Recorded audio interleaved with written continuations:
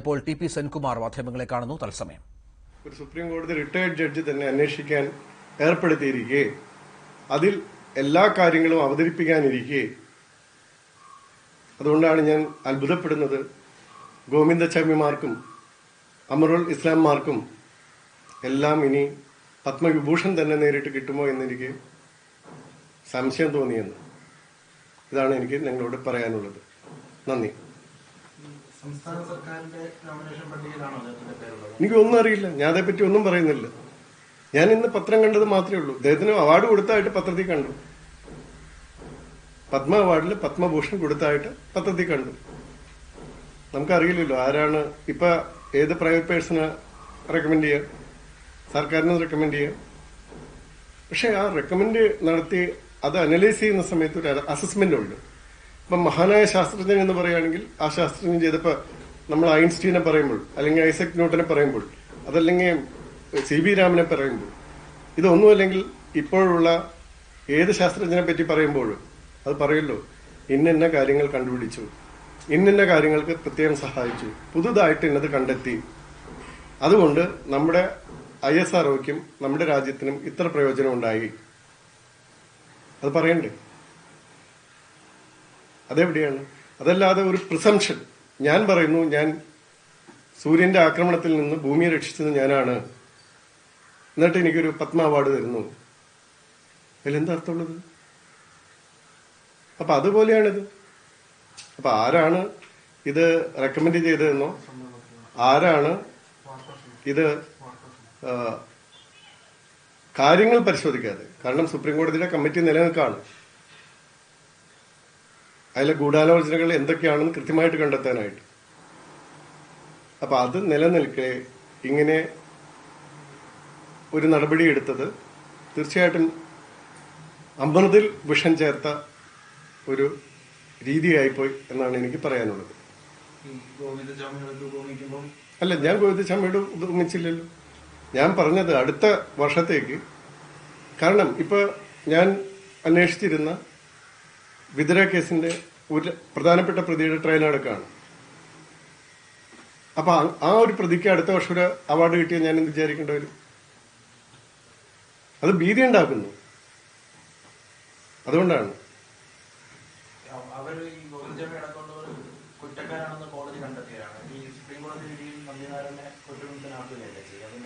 നോക്കുക, നിങ്ങൾ ആദ്യം വിധി പഠിക്കുക.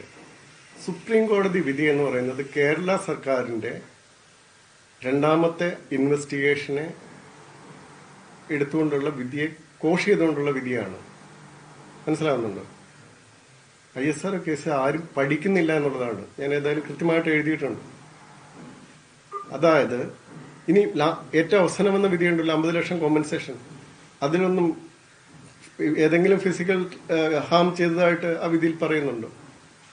ഇപ്പൊ ഇതില് ഞാൻ ചോദിക്കുന്ന, ഇപ്പൊ ഈ പറയുന്ന ആള് എന്തിനാണ് 1994 തന്നെ വോളണ്ടറി റിട്ടയർമെന്റിന് ലെറ്റർ കൊടുത്തിരുന്നത്? അതുപോലെ ഇദ്ദേഹം തന്നെ ഇപ്പൊ 4000-ഓളം ശാസ്ത്രജ്ഞരും എഞ്ചിനീയർമാരുള്ള ISROയില് ശശികുമാറും നമ്പിനാരായണനും മാത്രം എങ്ങനെയാണ് അന്നത്തെ അന്വേഷണത്തില് മറിയം റഷീദൻ നമ്പറിൽ വരാനിടയായത്? അപ്പൊ ISRO നശിപ്പിക്കുകയാണെങ്കിൽ അന്നത്തെ ഡയറക്ടറെയോ അതുപോലുള്ള പ്രധാന വ്യക്തികളെ നശിപ്പിക്കല്ലേ എളുപ്പമായിരുന്നത്. അതാണ് ഞാൻ പറഞ്ഞത്. ISRO കേസിന്റെ തുടക്കം എന്ന് പറയുന്നത് വീട് കിട്ടാത്തതുകൊണ്ട് അന്വേഷിച്ചു പോയി അവസാനം ഇത് കണ്ടെത്തിയതാണ്. അതല്ലാതെ ഇങ്ങനെ ഒരു കേസ് ഉണ്ടാകുന്നോ ഒന്നും പ്രതീക്ഷിച്ചിട്ടല്ല അന്നത്തെ അന്വേഷണം തുടരുന്നത്. അപ്പൊ തികച്ചും എന്താ പറയുന്നത്, അത് ആ കേസ് എന്തുകൊണ്ട് ശരിയായി അന്വേഷിച്ചില്ല എന്നുള്ളതും ഞങ്ങൾക്കെല്ലാം കൃത്യമായിട്ട് അറിയാം. നിങ്ങൾ CBI പറ്റി ഇപ്പോഴും കാണുന്നുണ്ടല്ലോ. അപ്പോൾ 94, 95, 24 കൊല്ലം മുന്നുള്ള CBI പറ്റി ഒന്ന് അന്വേഷിച്ചാൽ മതി. എല്ലായിടത്തും നല്ലവരും ഉണ്ട്, എല്ലായിടത്തും മോശക്കാരും ഉണ്ട്. അപ്പൊ അതുകൊണ്ട് ആ കാര്യങ്ങൾ നിയമപരമായിട്ട് തന്നെ ഇപ്പൊ സംസ്ഥാന ഗവൺമെന്റിന്റെ ഉത്തരവിനെ അന്നത്തെ ഹൈക്കോടതി ശരിവെച്ചിരുന്നു. ആകെ ISRO കേസിൽ നിങ്ങൾ മനസ്സിലാക്കേണ്ട കാര്യം, എല്ലാ ഒഫീഷ്യൽ സീക്രട്ട് ആക്ട് കേസുകളും കംപ്ലൈന്റ് കേസാണ്. നിങ്ങൾക്ക് നിയമം അറിയുന്ന ആരെങ്കിലും ഉണ്ടെങ്കിൽ ഞാൻ പറഞ്ഞുതരാം. കംപ്ലൈന്റ് കേസ് എന്ന് പറഞ്ഞാൽ CRPC 191A അനുസരിച്ച് ഒരു വ്യക്തിയോ അല്ലെങ്കിൽ അങ്ങനെ കംപ്ലൈന്റ് ഉള്ളവർ കോടതിയിൽ നേരിട്ട് കൊടുക്കേണ്ട കംപ്ലൈന്റ്. അപ്പൊ ISR കേസ് CBI അന്വേഷിച്ചാലും കേരള പോലീസ് അന്വേഷിച്ചാലും NIA അന്വേഷിച്ചാലും കംപ്ലൈന്റ് കേസാണ്. പോലീസ് റിപ്പോർട്ട് കൊടുക്കാവുന്ന കേസല്ല. സാധാരണ പോലീസ് അന്വേഷിക്കണമെങ്കിൽ എന്ത് ചെയ്യും? പോലീസ് അന്വേഷണത്തിന്റെ അവസാനം CRPC 173(2) എന്ന് പറയുന്ന ഇതില് ഒരു ഫൈനൽ റിപ്പോർട്ട് കോടതിക്ക് സമർപ്പിക്കും. അപ്പൊ ഈ കേസിൽ അങ്ങനെ പറ്റില്ല. ഈ കേസ് എല്ലാം കോഗ്നിസബിൾ ആണ് അതേസമയം. കാരണം 3 വർഷത്തിലധികം പണിഷ്മെന്റ് ഉള്ളതുകൊണ്ട് എല്ലാ സെക്ഷൻസിലും കോഗ്നിസബിൾ ആണ്. മറ്റേ അന്വേഷണത്തിന് ശേഷം എന്ത് ചെയ്യണം? തെളിവുകളടക്കം അതാത് ഡിപ്പാർട്ട്മെന്റുകൾക്ക് അതാത് ഗവൺമെന്റുകൾക്ക് കൊടുത്ത് ഒന്നുകിൽ അവർ കംപ്ലൈന്റ് ഫയൽ ചെയ്യണം, അല്ലെങ്കിൽ അന്വേഷണ ഏജൻസിയെ അവർ ഓതറൈസ് ചെയ്ത് ആ കംപ്ലൈന്റ് അവർ കൊടുക്കണം. ഇതാണ് ചെയ്യേണ്ടത്. മനസ്സിലാവുന്നുണ്ടല്ലോ? അപ്പൊ ഇത് ആദ്യം മനസ്സിലാക്കുക. ഇതല്ല ഈ പ്രോസസ് ഈ ISR കേസിൽ നടന്നത്. ഇപ്പോ അന്നത്തെ CJM എറണാകുളത്തിന്റെ അവിടെ CBI കൊടുത്തു എന്ന് പറയുന്ന റിപ്പോർട്ട് തന്നെ പോലീസ് റിപ്പോർട്ടാണ്. അത് നിയമത്തിൽ അനുവദനീയമേ അല്ല. അതാദ്യം മനസ്സിലാക്കുക. അപ്പൊ കേരള ഹൈക്കോടതി പറഞ്ഞത് എന്താണ്? നോക്കുക, കേരള സർക്കാരിനെ ഇതിൽ അന്വേഷിച്ചാലും ഇത് നിങ്ങളുടെ കീഴിൽ വരുന്നതല്ല. പക്ഷെ അത് CBI ആയാലും വേറെ ഏത് അന്വേഷണ ഏജൻസി ആയാലും കംപ്ലൈന്റ് കേസ് തന്നെയാണ്. അവർക്ക് നേരിട്ട് കൊടുക്കാൻ പറ്റില്ല. അത് അതാത് ഡിപ്പാർട്ട്മെന്റുകളോ ഗവൺമെന്റുകളോ ആണ് കൊടുക്കേണ്ടത് കംപ്ലൈന്റ് ആയിട്ട്, അല്ലെങ്കിൽ അന്വേഷണ ഏജൻസിയെ ഏൽപ്പിക്കും. ഇപ്പൊ ഇതിന് ശേഷമാണ് ഫ്രഞ്ച് ഷിപ്പ് സ്പൈ കേസ് എന്ന് പറഞ്ഞൊരു കേസ് ഞാൻ തന്നെ നോക്കേണ്ടി വന്നത് 1996. അതിലും ഒഫീഷ്യൽ സീക്രട്ട് ആക്ട് അനുസരിച്ചായിരുന്നു കേസ്. മനസ്സിലായോ? അതും കേരള പോലീസാണ് തുടങ്ങി വെച്ചത്. അപ്പൊ അതുകൊണ്ട് പലപ്പോഴും നിയമം അറിയാതെ ആണ് പലരും ചെയ്യുന്നത്. ഞാനിപ്പോ ഇതൊന്നുമല്ല പറഞ്ഞത്. ബഹുമാനപ്പെട്ട സുപ്രീം കോടതി ഒരു കമ്മിറ്റിയെ വെച്ച് ഇത്തരത്തിലുള്ള എല്ലാ കാര്യങ്ങളും അന്വേഷിച്ചുകൊണ്ടിരിക്കാൻ ഒരു സംവിധാനം ഉണ്ടാക്കിയിരിക്കെ അതില് ഒരു വിഭാഗം വളരെ കാര്യമായിട്ട് ഇന്ന കാര്യങ്ങളുണ്ട് എന്ന് പറയുമ്പോൾ അങ്ങനെ ഒരാൾക്ക് ഒരു വലിയ ശാസ്ത്രജ്ഞൻ എന്ന നിലയിൽ ഒരു അവാർഡ് കൊടുക്കുമ്പോഴുള്ള നമുക്ക് ആർക്കും പ്രതിഷേധിക്കാൻ അവകാശമുണ്ട്. ഒരു ജനാധിപത്യത്തില് രാജഭരണമൊന്നുമല്ലല്ലോ. രാജാവാണ് ഭരിക്കുന്നത്. രാജാവ് കൊടുത്തെങ്കിൽ നമുക്ക് ചിലപ്പോൾ ചോദിക്കാൻ പറ്റില്ല. ഒരു ജനാധിപത്യ സംവിധാനത്തിൽ ഒരു പൗരനുള്ള അവകാശമാണ് ഞങ്ങൾ ഇങ്ങനെയെല്ലാം കാണുന്ന ഒരാൾക്കും അവാർഡ് കിട്ടിയിരിക്കുന്നു. അത് ശരിയാണോ? അത്രയേ ഉള്ളൂ. സുപ്രീം കോടതി ഇപ്പൊ ഈ ഒരു നഷ്ടപരിഹാരമൊക്കെ കിട്ടിയതുകൊണ്ട് അദ്ദേഹത്തിന് ഒരു കുറ്റമുതലെന്ന ഒരു ഇമേജ് കേരളത്തിൽ മൊത്തത്തിൽ നിലനിൽക്കുന്നുണ്ട്. ഒരുപക്ഷെ സുപ്രീം കോടതി ഈ റിപ്പോർട്ട് വന്നു കഴിഞ്ഞാൽ അതിന് മാറ്റം ഉണ്ടാകും. നോക്കുക, ഇമേജും സത്യവും തമ്മിൽ വളരെ വ്യത്യാസമുണ്ട്. ഞാൻ സത്യത്തെക്കുറിച്ചാണ് സംസാരിക്കുന്നത്. ഞാൻ ഇമേജിനെ കുറിച്ചല്ല സംസാരിക്കുന്നത്. ഞാൻ സത്യത്തെക്കുറിച്ചാണ് സംസാരിക്കുന്നത്.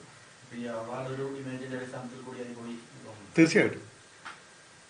കാരണം ഞാൻ പറയുന്നത് ബഹുമാനപ്പെട്ട സുപ്രീം കോടതിയുടെ കമ്മിറ്റിയുടെ റിപ്പോർട്ട് വന്നോട്ടെ, എന്നിട്ട് ഞാൻ പറഞ്ഞല്ലോ ഭാരതരത്ന തന്നെ കൊടുക്കട്ടെ, ഞാൻ സ്വാഗതം ചെയ്യും തീർച്ചയായിട്ടും. അത്രയേ ഉള്ളൂ.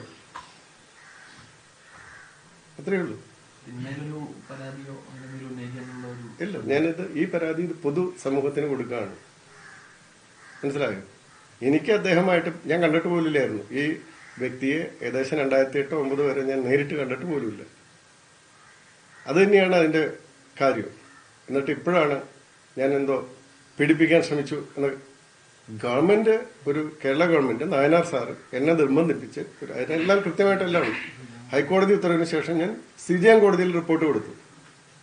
അതുകൊണ്ട് എന്നെ സംബന്ധിച്ച് അതൊന്നും ഒരു പ്രശ്നമല്ല. കാരണം അതൊന്നും നിൽക്കില്ല എന്നുള്ളത് എനിക്കും അറിയാം. അതിന്റെ വിചാരണയും കഴിഞ്ഞു പോയി, അത് പോട്ടെ. പക്ഷേ അതിന് പോലും മ്ലേച്ഛമായ രീതിയിൽ ഒരാൾ തുനിഞ്ഞു എന്ന് പറയുമ്പോൾ അത് കുറച്ച് ഇതുണ്ടാക്കുന്നതാണ്. കാരണം അദ്ദേഹത്തിന്റെ ഒരു ബുക്കുണ്ടല്ലോ, ആ ബുക്കില് എന്റെ ഒരു പേരുണ്ടോ നോക്കണം, നോക്കിയോളൂ. നമ്പിനാരായണൻ ചോദിക്കുന്നത് നിലവിൽ ഈ ISR കേസ് ഉണ്ടാകുന്നുണ്ട്, മോട്ടിവേഷൻ എന്താണെന്നാണ് ചോദിക്കുന്നത്. ആ മോട്ടീവാണ് ഞാൻ പറയുന്നത്. ഋഷാ സിംഗിന് അന്നൊരു ക്വാർട്ടേഴ്സ് കിട്ടിയില്ല എന്നുള്ള മോട്ടീവാണ്. കൃത്യമായിട്ട് പറയുന്നു. ISR കേസ് ഉണ്ടാകുന്നത് ക്രൈം 225/94 എന്ന് പറയുന്ന കേസ് വഞ്ചൂർ പോലീസ് സ്റ്റേഷൻ ആദ്യം രജിസ്റ്റർ ചെയ്യുന്നത്. അതിന്റെ തുടക്കം എന്ന് പറയുന്നത് അന്ന് ഇവിടെ മാലിക്കാർ ഇത്രയധികം വന്ന് വലിയ വീടുകളെല്ലാം വാടകയ്ക്ക് എടുത്തുകൊണ്ട് പോകുന്നുണ്ട്. അതിനെ സംബന്ധിച്ചുള്ള അന്വേഷണം തുടങ്ങിയിട്ടാണ് മറിയം റഷീദയിൽ അവർ ചെന്നപ്പെടുന്നത്. ആ മറിയം റഷീദയുടെ ഹോട്ടലിലെ നമ്പറുകളും എല്ലാം അന്ന് മൊബൈലൊന്നുമില്ല, കോണ്ടാക്ട്സ് എടുത്തതിന് ശേഷമാണ് മറ്റുള്ളവരിലേക്ക് ഇത് എത്തിപ്പെടുന്നത്. മനസ്സിലായോ? അതല്ലാതെ ISRO എന്നൊരു സ്ഥാപനം ഉണ്ടെന്നും അതിൽ ഈ 2 പേരുണ്ടെന്നും മറിയം റഷീദ എന്ന് പറഞ്ഞ സ്ത്രീ കേരളത്തിലുണ്ടെന്നുമുള്ള വ്യക്തമായ ഒരു അറിവോടെയല്ല ഇതിന്റെ പ്രാഥമിക അന്വേഷണം തുടങ്ങുന്നത്. അതാണ് അതിന്റെ കാര്യം. പിന്നെ കോയിൻസിഡൻസിലായിട്ടാണ് അവിടെ ആ മറിയം റഷീദയെ കണ്ടെത്തിയതിനു ശേഷമുള്ള സംഭവങ്ങൾ നടക്കുന്നത്. മനസ്സിലാവുന്നുണ്ടോ? ISRO നശിപ്പിക്കുകയാണെങ്കിൽ അതിന് ഏറ്റവും എളുപ്പം ISROയുടെ ഡയറക്ടറെ പിടിക്കലാണ്. അതൊന്നും നടന്നില്ലല്ലോ. സാർ, ഈ സുപ്രീം കോടതി നിയോഗിച്ച സമിതി കേസിന്റെ ആദ്യ അവസാനമുള്ള ഒരു പുനരന്വേഷണമാണോ ഇപ്പോൾ നടക്കുന്നത്? സമിതി എന്താ ആയെന്ന് എനിക്കറിയില്ല. പക്ഷെ അതിൽ പ്രസന്റ് ചെയ്യുന്നവർക്ക് എല്ലാ കാര്യങ്ങളും പ്രസന്റ് ചെയ്യാൻ പറ്റുള്ളൂ. കാരണം അതിലെ അടിസ്ഥാനപരമായ കാര്യം എന്താണ് എന്നാണ് അന്വേഷിക്കുന്നത്. സാർ, അങ്ങനെ പുനരന്വേഷണം എന്നൊന്നല്ല. അത്തരത്തിലാണ് അന്വേഷണം എങ്കിൽ ഈ നഷ്ടപരിഹാരമൊക്കെ കൊടുത്തത് ഇത് ശരിയായ നടപടിയായിരിക്കും സുപ്രീം കോടതിയുടെ ഭാഗത്ത് നിന്നുണ്ടായത്. അത് ഒരു മനുഷ്യനെ സംബന്ധിച്ചിടത്തോളം അദ്ദേഹത്തിന്റെ കുറെ ജീവിതകാലത്തുണ്ടായ അനുഭവങ്ങളുടെ അതിൽ എനിക്കും പ്രശ്നമൊന്നുമില്ല. ഇപ്പൊ നമുക്ക് തെറ്റായ രീതിയിൽ ഒരാള് ശരി തെറ്റായാലും 10-20 വർഷം സഫർ ചെയ്യണം. ഒന്നുകിൽ അന്ന് കുറ്റക്കാരനാണെന്ന് കണ്ട് ശിക്ഷിക്കുക, അതല്ലെങ്കിൽ വിടുക. അങ്ങനെ ഒരു സഫറിങ് നടത്തുന്ന ഒരാൾക്ക് അത് കൊടുക്കുന്നതിൽ യാതൊരു തെറ്റുണ്ടെന്ന് ഞാൻ പറയുന്നില്ല. പക്ഷെ അത് എന്തിനാണെന്ന് ആ ജഡ്ജ്മെന്റ് വായിച്ചു നോക്കും. സാഹചര്യങ്ങളും തെളിവുകളും അദ്ദേഹത്തിന് എതിരാണെങ്കിൽ സുപ്രീം കോടതി ഈ സമിതിയെ നിയോഗിക്കുന്ന സമയത്ത് അതേസമയം തന്നെ നഷ്ടപരിഹാരം വിധിക്കുക എന്ന് പറയുന്നത് ശരിയാണോ? അല്ല, ഞാൻ പറയുന്നത് അത് തന്നെയാണ്. നിങ്ങൾ ആ ജഡ്ജ്മെന്റ് വായിച്ചിട്ടുണ്ടോ എന്ന് എനിക്കറിയില്ല. എനിക്ക് അങ്ങോട്ട് ചോദിക്കാനുള്ളത്, അങ്ങ് ആ ജഡ്ജ്മെന്റ് വായിച്ചു നോക്ക്. അപ്പൊ കൃത്യമായിട്ട് മനസ്സിലാകും എന്ത് അടിസ്ഥാനത്തിലാണ് ആ കോമ്പൻസേഷൻ കൊടുത്തിരിക്കുന്നതെന്ന്. നമ്മുടെ ഈ പ്രധാന പ്രശ്നം എന്ന് വെച്ചാൽ നമ്മൾ ഈ വിധികളൊന്നും വായിച്ചു നോക്കാതെ നമ്മൾ ചർച്ച ചെയ്യുമ്പോൾ അർത്ഥമില്ല. കാരണം അതിന്റെ ബേസിലല്ല പിന്നെ ഞാൻ ഉത്തരം പറയേണ്ടി വരുന്നത്. ഇതൊരു പൊതുസമൂഹത്തിന് മുന്നിൽ ഒരു ചോദ്യം ഉന്നയിക്കുകയാണെന്ന് പറഞ്ഞു. ഒരു നിയമപരമായി പോകാനാണ് എന്തെങ്കിലും ഉദ്ദേശിക്കുന്നത്? ഇതിലിപ്പോ എന്ത് ചെയ്യാനോ? നിയമപരമായിട്ട് ഒന്നും സാധിക്കില്ല. അതുകൊണ്ടാണ് ഞാൻ പറഞ്ഞത് അടുത്ത വർഷം ഇങ്ങനെയുള്ളവർക്കും അവാർഡ് കിട്ടിയാൽ നമ്മൾ സഹിക്കില്ലാതെ എന്ത് ചെയ്യും? ചുരുക്കത്തിൽ ഈ സമിതി റിപ്പോർട്ട് വരുന്നതുവരെ അദ്ദേഹം കുറ്റക്കാരനല്ല എന്നുള്ള നിലപാടാണോ? കുറ്റക്കാരനാണോ അല്ല, സംശയത്തിന് നേരിൽ തന്നെയാണ് എന്നതാണ് അങ്ങയുടെ നിലപാട് ഈ സമിതി റിപ്പോർട്ട് വരുന്നതുവരെ? തീർച്ചയായിട്ടും അതിൽ നടന്ന എല്ലാ കാര്യങ്ങളും വെളിപ്പെടണ്ടേ? കാരണം നിങ്ങൾക്ക് മനസ്സിലാക്കേണ്ടത് CBI അന്വേഷണത്തിന്റെ കാര്യങ്ങൾ അത് ഈ പറയുന്ന സമിതിയിൽ ഈ പറയുന്ന എല്ലാവരും പ്രസന്റ് ചെയ്യും. തീർച്ചയായിട്ടും എനിക്ക് അവസരം കിട്ടിയാൽ ഞാനും ഇനി പ്രസന്റ് ചെയ്യും. ഞാനത് ഉദ്ദേശിച്ചിരുന്നതല്ല. ഇതിലൊന്നും ഇടപെടണമെന്ന് ഞാൻ ഉദ്ദേശിച്ചിരുന്നതല്ല. അപ്പൊ അതുകൊണ്ട് ഞാൻ ഇനി തീർച്ചയായിട്ടും എന്റെ കയ്യിലുള്ള എല്ലാ രേഖകളും അന്ന് ഈ കളക്ട് ചെയ്തിരുന്ന എല്ലാ കാര്യങ്ങളും അങ്ങനെ ഒരു സമിതി ഉണ്ടെങ്കിൽ ഞാനും എനിക്ക് അവസരം കിട്ടിയാൽ തീർച്ചയായിട്ടും അത് പ്രസന്റ് ചെയ്യും. പക്ഷെ അന്നത്തെ ഉദ്യോഗസ്ഥന്മാർ പ്രധാനമായിട്ടും അലിഗേഷനുള്ളവര് എല്ലാ കാര്യങ്ങളും ഇപ്പൊ ഇതിനുശേഷം MK ദർ എഴുതിയ ബുക്കുണ്ട്. ഇതുകൂടാതെ രാജൻ ചെറുക്കാട് എഴുതിയ ബുക്കുണ്ട്. നിങ്ങൾ വായിച്ചിട്ടുണ്ടോന്നറിയില്ല. അതൊക്കെ ഒന്ന് വായിച്ചു നോക്കണം. രാജൻ ചെറുക്കാട് എഴുതിയ അട്ടിമറിക്കപ്പെട്ട ISRO കേസുണ്ട്. അപ്പൊ ഒരാൾ എഴുതിയ ബുക്ക് മാത്രമല്ല ഉള്ളത്. നിങ്ങൾ അന്നത്തെ ആ CBI എത്ര ലക്ഷം രൂപ ഇതിന്റെ പ്രൊപ്പഗൻഡയ്ക്ക് വേണ്ടി ചെലവഴിച്ചതോടി ഉള്ള വാർത്തകൾ വായിക്കണം. സർ, രണ്ടാമത് നമ്മൾ പുനരന്വേഷണത്തിന് വേണ്ട പോയ ഘട്ടത്തിൽ സുപ്രീം കോടതി പോയി അത് തള്ളുന്ന വേളയിൽ കോടതി പറഞ്ഞത് ഇനി ഈ കേസുമായി വേറെ ഒരു കോടതിയിലും പോകണ്ട എന്ന് കോടതിയിൽ നിന്ന് ഒരു പരാമർശം ഉണ്ടായില്ലേ? അതല്ല നോക്കാം. അതായത് അന്ന് ഞാനും അതിനെ എഴുതി കൊടുത്തിരുന്നത് ഒരു കേസിന്റെ തുടരന്വേഷണം നടത്തേണ്ടത് അത് അന്വേഷിച്ചുകൊണ്ടിരിക്കുന്ന ഏജൻസി ആയിരിക്കണം. ഞാനും അത് എഴുതി കൊടുത്തത് ഇത് തെറ്റാണ് ഗവൺമെന്റ് ചെയ്തിരിക്കുന്നത്. കാരണം അതേ കൗണ്ടിലാണ് സുപ്രീം കോടതി പറഞ്ഞത് അന്വേഷിച്ചുകൊണ്ടിരിക്കുന്നത് CBI.